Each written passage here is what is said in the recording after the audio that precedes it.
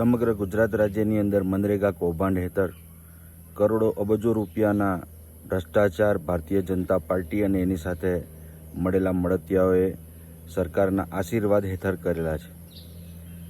સરકારના ખુદ પંચાયત મંત્રી બચુ ખાબડના પુત્રો પણ આની અંદર સામેલ હતા. એવી જ રીતે ભરૂચ જિલ્લાની અંદર પણ મનરેગાનું ખૂબ મોટું કૌભાંડ બહાર આવેલું છે. આ બાબતની 2023માં અમે જ્યારે રાજ્યના મુખ્યમંત્રી અને જવાબદાર અધિકારીઓને, કલેક્ટર, ડીડીઓ તમામને રજૂઆત કરી હતી, પણ એ બાબતની નજરઅંદાજ કરી અને ભ્રષ્ટાચારીઓને છાવરવાનું કામ આ તંત્રએ કરેલું છે. આજે દબાણ હેઠળ એફઆઈઆર નોંધવામાં આવી છે, પરંતુ તટસ્થ તપાસ થઈ નથી રહી. સરકારી વકીલની પણ શંકાસ્પદ ભૂમિકા છે. ભારતીય જનતા પાર્ટી સાથે જોડાયેલા લોકોને બચાવવા માટેની કામગીરી તેમના દ્વારા પણ કરવામાં આવી રહેલી છે. જેથી સરકારશ્રીને મારી નમ્ર વિનંતી છે કે આ સમગ્ર પ્રકરણની તટસ્થ તપાસ માટે તાત્કાલિક સરકારી વકીલની મુક્તિ કરવામાં આવે અને સ્પેશિયલ સરકારી વકીલ તરીકે કોઈપણ બાહોશ એડવોકેટને મૂકવામાં આવે. એની સાથે સાથે સીટની ન્યાયિક તપાસ માટે રિટાયર્ડ જજ મારફત તપાસ હાથ ધરવા માટે કમિટી બનાવવામાં આવે. તેમજ આ સમગ્ર કૌભાંડની અંદર ભાજપના મોટા માથાઓ સંડોવાયેલા છે.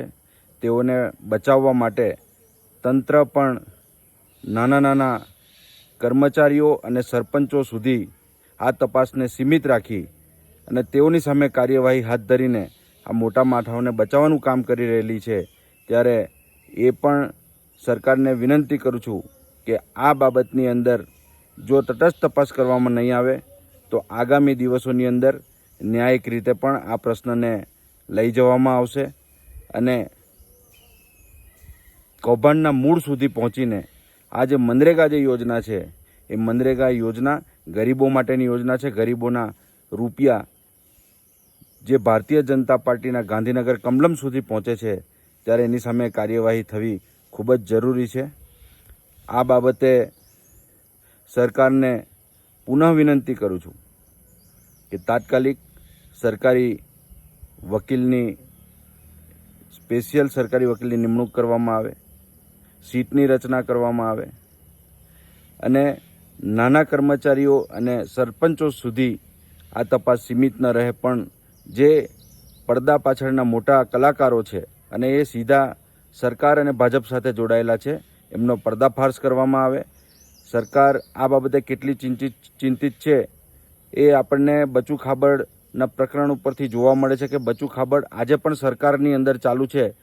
અને એટલા જ માટે અમે કહીએ છીએ કે ભારતીય જનતા પાર્ટી એ ભ્રષ્ટાચાર મુક્ત નહીં પણ ભ્રષ્ટાચારને પ્રોત્સાહન આપવાવાળી પાર્ટી છે અને એના જ કારણે ભ્રષ્ટાચારમાં ખતબદેલા મંત્રીઓ પણ આજે સરકારની અંદર ચાલુ છે.